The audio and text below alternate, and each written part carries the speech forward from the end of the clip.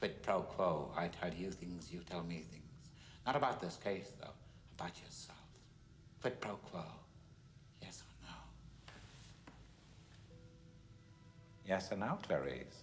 Poor little Catherine is waiting. Go, Doctor.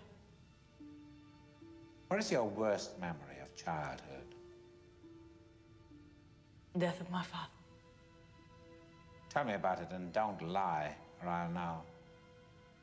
He was a town marshal, and one night he surprised two burglars coming out of the back of a drugstore. They shot him. Was he killed outright? No, he was very strong. He lasted more than a month. My mother died when I was very young, so my father had become the whole world to me. And when he left me, I had nothing. I was 10 years old. You're very frank, Clarice. I think it would be quite something to know you in private life. Quid pro quo, Doctor. So tell me about Miss West Virginia. Was she a large girl? Yes? Big through the hips, roomy? They all were. What else? She had an object deliberately inserted into her throat. Now, that hasn't been made public yet. We don't know what it means. Was it a butterfly? Yes, a moth. Just like the one we found in Benjamin Raspail's head an hour ago. Why does he place them there, Doctor? The significance of the moth is change. Caterpillar into chrysalis or pupa, and from thence into beauty. Our Billy wants to change too. There's no correlation in the literature between transsexualism and violence. Transsexuals are very passive. Clever girl. You're so close to the way you're going to catch him. Do you realize that? No, tell me why.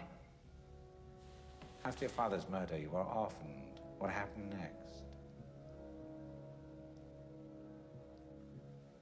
I don't imagine the answer is on those second-rate shoes, Clarice. I went to live with my mother's cousin and her husband in Montana. They had a ranch. Was it a cattle ranch?